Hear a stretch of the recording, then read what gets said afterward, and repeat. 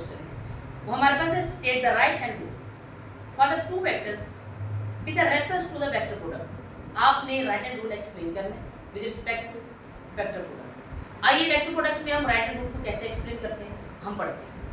Friends यहाँ पे देखें, अगर आपने दो वेक्टर को क्रॉस प्रोडक्ट करना है, जैसा कि आपके पास वेक्टर ए क्रॉस बी, इनको अगर आपने क्रॉस प्रोडक्ट करना है तो आप क्या करेंगे, आप सबसे पहले इन दो वेक्टर का ग्राफिकल ड्रॉ करेंगे राइट हैंड रूल में। तो ग्राफिकल मेथड क्या है, आप सिंपल ये करेंगे, जो पहला वेक्टर ए है और पहला वेक्टर बी, पहला वेक्टर ए और दूसरा वेक्टर बी, इन दोनों को आपने इस तरह ज्वाइन करना है कि दोनों का हमारे पास जो वेक्टर का ओरिजिन है, दोनों वेक्टर्स का जो ओरिजिन है वो हमारे पास सेम होना चाहिए, मीन के दोनों की जो टेल है वो एक पॉइंट में मिलनी चाहिए। और याद रखिएगा कि इन दो वेक्टर के दरमियान एक एंगल बन रहा है।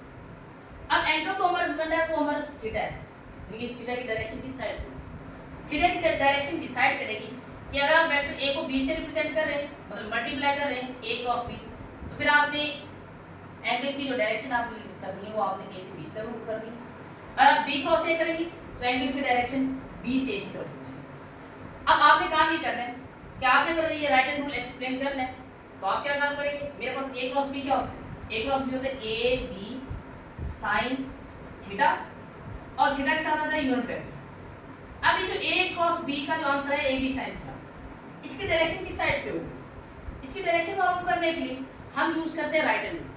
राइट हैंड रूल हमें क्या बताता है कि आपने अपनी जो फिंगर है, आप अपनी फिंगर है, लेट्स सपोज मेरे पास right hand rule, right hand है, राइट हैंड मैं यहाँ पे प्लेस करूंगा और अपनी फिंगर को कर्ल करूंगा इन दी डायरेक्शन रोटेशन। यहाँ पे देखा जाए तो यहाँ पे मेरे पास वेक्टर जो ए है वो बी की तरफ रोटेट हो रहा है, तो यहाँ पे मैं अपनी कर्लिंग फिंगर को रोटेट करता हूँ in the direction rotation, direction rotation A से बी की तरफ, तो ए से बी की तरफ मैंने रोटेट किया और मेरे पास ये जो थंब है, जो इरेक्ट थंब, सीधा थंब, वो किस तरफ आ रहा है, आउटवर्ड।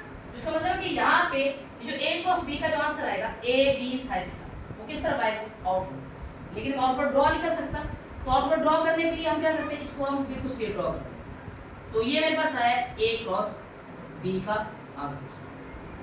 अब ये चीज मैंने एक्सप्लेन की यहाँ कि join the tails of two vector, आपने दोनों वेक्टर्स की टेल को ज्वाइन करना and rotate the vector A into B, आपने ए को बी की तरफ रोटेट करना है क्योंकि हमने ए क्रॉस बी कर रहे हैं for the to possible angle and curling finger in the direction of right hand. क्या आपकी जो कर्लिंग फिंगर किस डायरेक्शन में होनी चाहिए, राइट हैंड। आपकी जो फिंगर है वो हमारे पास इन द डायरेक्शन रोटेशन होनी चाहिए और जो इरेक्ट थंब है वो आपको बताएगा किसकी डायरेक्शन ए क्रॉस बी, कि आ तो हमारे पास ए क्रॉस जो बी है वो अपवर्ड जाएगा या डाउनवर्ड जाएगा, तो यहाँ पे इस केस के अंदर जो हमारे पास वेक्टर है वो हमारे पास अपवर्ड जाएगा। बड़ा ये था आपका पहला शॉर्ट क्वेश्चन।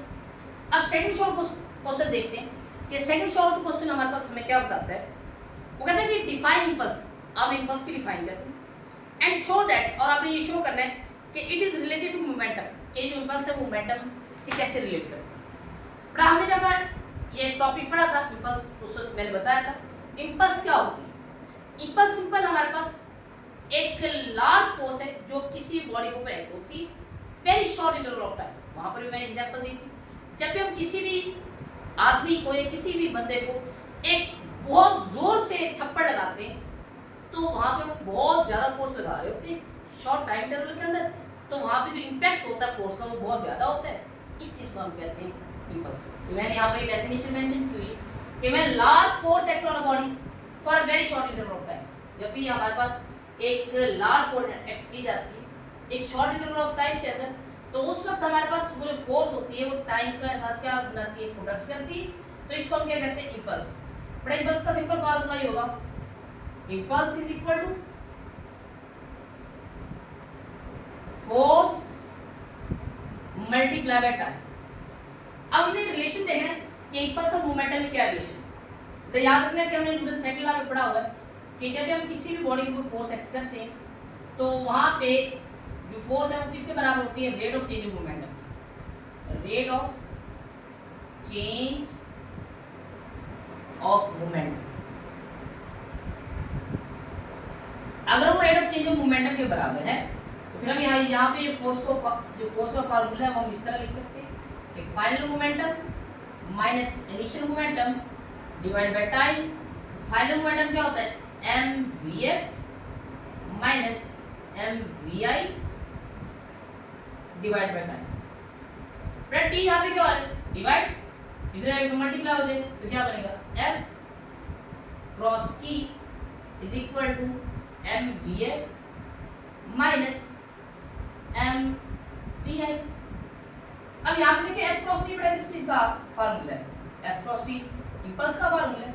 यहाँ पे क्या बनेगा, इंपल्स, ये इंपल्स है, इंपल्स का फार्मूला तो इंपल्स लिख दूंगा, तो पीछे क्या रहेगा, M V F minus M V I. इसका मतलब कि इंपल्स किसके बराबर है, चेंज इन मोमेंटम के बराबर। नेक्स्ट शॉर्ट क्वेश्चन है, वो क्वेश्चन है 2.3। 2.3 के अंदर वो कहते हैं कि difference between elastic and in elastic cooling. Elastic और इन इलास्टिक कूलिंग के अंदर हमने डिफरेंस करना है, तो उसके लिए सबसे पहले हम डिफाइन मेंशन करेंगे इलास्टिक कूलिंग और in elastic cooling. Elastic cooling क्या होता है, the cooling during which kinetic energy of a system conserve. ऐसा हमारे पास कूलिंग जिसके अंदर सिस्टम की जो काइनेटिक एनर्जी है वो कंजर्व रहे, चेंज ना हो, लॉस ना हो। मिलके जब भी दो बॉडीज आपस में कोलाइड करें तो कूलिंग के नतीजे में उनकी जो काइनेटिक एनर्जी है वो चेंज ना हो, लॉस ना हो, तो ऐसे कूलिंग को हम क्या कहेंगे, इलास्टिक कूलिंग कहेंगे। और ऐसा कूलिंग जिसके अंदर हमारे पास काइनेटिक एनर्जी जो है वो सिस्टम की कंजर्व ना रहे, तो यहाँ पर मैंने यही मेंशन किया हुआ, the cooling during which kinetic energy does not conserve that is known as inelastic cooling. तो यहाँ पे इसका मतलब है कि इसके अंदर काइनेटिक एनर्जी जो है वो क्या हो जाती है, लॉस हो जाती है, और वहां पे जो काइनेटिक एनर्जी वो क्या रहती है, कंजर्व रहती है, सेम रहती है। और यहाँ पे बेटा ये जो इलास्टिक कूलिंग है इसके अंदर जितनी इनिशियल काइनेटिक एनर्जी होगी सिस्टम की उतनी बेटा हमारे पास फाइनल काइनेटिक एनर्जी होगी। ये बेटा आपने चीजें याद रखनी इसके अंदर। और ये जो इन इलास्टिक कूलिंग है इसके अंदर जो हमारे पास इनिशियल जो काइनेटिक एनर्जी है वो हमेशा जो है वो ग्रेटर देन होगी फाइनल काइनेटिक एनर्जी से। ये बेटा ऐसा क्यों होता है कि जब भी दो बॉडी हमारे पास इन इलास्टिकली कोलाइड करते हैं तो हमारे पास बॉडी जो है वो हमारे पास कूलिंग के दौरान अपनी जो कुछ एनर्जी जो है वो साउंड के अंदर या हीट के अंदर या डिफॉर्मेशन के अंदर लॉस कर देती है। इसलिए जो हमारे पास इनिशियल काइनेटिक एनर्जी जो है वो हमारे पास ज्यादा ही होती है और फाइनल काइनेटिक एनर्जी जो होती है वो कम आती है, क्योंकि वो जो फाइनल काइनेटिक एनर्जी है वो हमारे पास उसका जो इनिशियल काइनेटिक एनर्जी का जो कुछ पार्ट था वो हमारे पास लॉसेज में क्या हो जाता है, वो जाया हो जाता है। अब अगर इसकी एग्जाम्पल देखें तो इसकी एग्जाम्पल सिंपल ये होगी, the cooling of hot ball. Hot ball की कूलिंग किसके साथ, मार्बल फ्लोर के साथ। जैसे बेटा आप मार्बल फ्लोर के ऊपर आप एक हॉट बॉल को थ्रो करते हैं या फॉल करते हैं तो उस वक्त जो हमारे पास फ्लोर और हॉट बॉल के दरमियान जो कूलिंग हो रहा होता है उसको हम कहते हैं इलास्टिक कूलिंग। कैसे होता है आइए हम इसका बिहेवियर भी डिस्कस करते हैं साथ। वो कहते हैं when the hot ball is dropped in to the marble floor, जैसे हॉट बॉल को हम ड्रॉप करते हैं मार्बल फ्लोर के ऊपर, it will rebound to the initial height. कि आप जब भी किसी भी हॉट बॉल को एक मार्बल फ्लोर के ऊपर थ्रो करेंगे या फॉल करेंगे तो वो जिस हाइट से जाके गिरेगी उसी हाइट से वापस आ जाए। इसका मतलब फिर ये हुआ कि जिस इनिशियल काइनेटिक एनर्जी से गई है कूलिंग के बाद उसी काइनेटिक एनर्जी से वापस आ गई, तो इसका मतलब है कि वहां पे कोई काइनेटिक एनर्जी का लॉस नहीं हुआ। तो इसका मतलब है कि ऐसा कूलिंग जो है वो हमारे पास इनइलास्टिक कूलिंग। तो ये जो बॉल है वो बॉल जिस काइनेटिक एनर्जी से जाके जिस इनिशियल हाइट से जाके टकराई थी उसी इनिशियल हाइट के ऊपर वापस आ गई है। इसका मतलब कि ये किस वजह से ऐसा पॉसिबल हुआ है, ये हमारे पास इलास्टिक कूलिंग की वजह से पॉसिबल हुआ है। वे इलास्टिक कूलिंग के अंदर काइनेटिक एनर्जी जो है वो कंजर्व रहती है। तो यहाँ पे ये जो हमारे पास हॉट बॉल का मार्बल फ्लोर के साथ जो कूलिंग होना ये इलास्टिक कूलिंग की एग्जांपल है। आइए हम यही एग्जांपल इन इलास्टिक कूलिंग के अंदर देखते हैं। बड़ा इन इलास्टिक कूलिंग के अंदर एग्जांपल क्या होगी कि कूलिंग ऑफ हॉट बॉल की कूलिंग किसके साथ, सैंडी फ्लोर के साथ। जब भी आप किसी भी सैंडी फ्लोर के ऊपर आप क्या करते हो, एक हॉट बॉल को ड्रॉप करते हो तो जो बॉल है वो जिस इनिशियल हाइट से जाके टकराएगी कभी भी वो उसी हाइट के ऊपर वापस नहीं आएगी। तो बॉल का सैंडी फ्लोर और बॉल का जो आपस में कूलिंग होता है ऐसे कूलिंग को हम कहते हैं इनइलास्टिक कूलिंग, क्योंकि इस कूलिंग के अंदर हमारे पास क्या हो रहा है, इस कूलिंग के अंदर हमारे पास काफी सारी जो काइनेटिक एनर्जी होती है वो लॉस हो रही है। तो यहाँ पर मैंने यही मेंशन किया हुआ है बॉल के बिहेवियर के अंदर कि when hot ball is dropped to the sandy floor, जब भी हॉट बॉल एक सैंडी फ्लोर के साथ ड्रॉप करती है मतलब उसके ऊपर ड्रॉप होती है तो it will never reach to the initial height, वो कभी भी अपनी इनिशियल हाइट के ऊपर नहीं पहुंचेगी। क्यों नहीं पहुंचेगी, क्योंकि वहां पे एक इनइलास्टिक कूलिंग हो रहा है। इनइलास्टिक अगर कूलिंग हो रहा है तो इसका मतलब है वहां पे काइनेटिक एनर्जी जो है वो लॉस हो रही है। ये बेटा आपका थर्ड क्वेश्चन था। और अगर आप यही थर्ड क्वेश्चन अगर आप यहाँ पे मेंशन कर देते हैं तो आपको जो एग्जामिनर है वो 2 आपको। बेटा जब हमारे पास है क्वेश्चन नंबर 4, क्वेश्चन नंबर 4 के अंदर क्या बताता है कि show that the rate of change in momentum is equal to applied force. आपने सबसे पहले ये शो करना है कि रेट ऑफ जो चेंज इन मोमेंटम है वो हमारे पास अप्लाइड फोर्स के बराबर है। इसका पहला पार्ट ये, और उस क्वेश्चन का सेकंड पार्ट ये कि आल्सो स्टेट, और आप ये भी स्टेट करें Newton second law of motion in the term of momentum. आपने Newton second law of motion को मोमेंटम की टर्म के अंदर आपने एक्सप्लेन भी कर। आइए हम इसका क्वेश्चन का आंसर मेंशन करते हैं। बेटा यहाँ पे लेट्स सपोज सबसे पहले हम करेंगे इसका प्रूफ। आपने सपोज करना है कि आपके पास बॉडी जिसका मैस मेरे पास क्या है m है, और यहाँ पर मैंने मेंशन किया हुआ कि m is a mass of body, और ये जो मैस ऑफ बॉडी है ये हमारे पास मूव करी एक इनिशियल वेलोसिटी vi के साथ।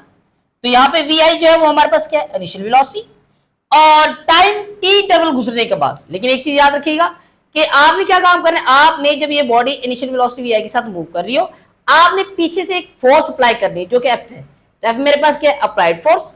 जैसे आप फोर्स अप्लाई करते हैं तो इस बॉडी की वेलोसिटी चेंज होना शुरू हो जाती है, और टाइम t इंटरवल गुजरने के बाद इसकी वेलोसिटी vi से चेंज होकर क्या बन जाती है vf।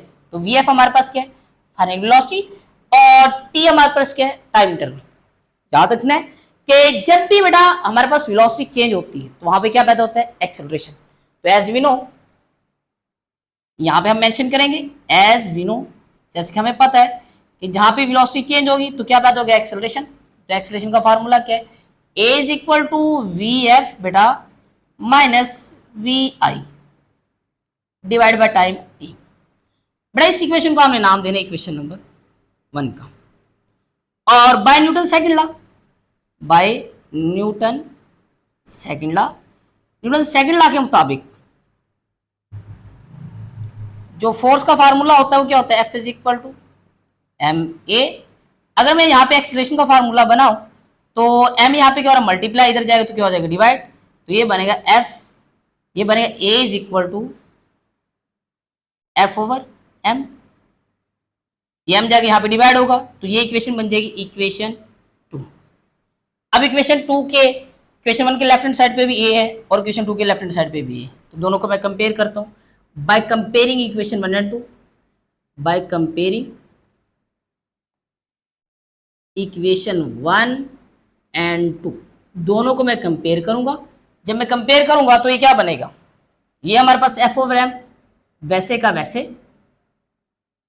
और इस साइड में मेरे पास क्या आएगा, इस साइड में मेरे पास आएगा ये vf minus vi divide by t।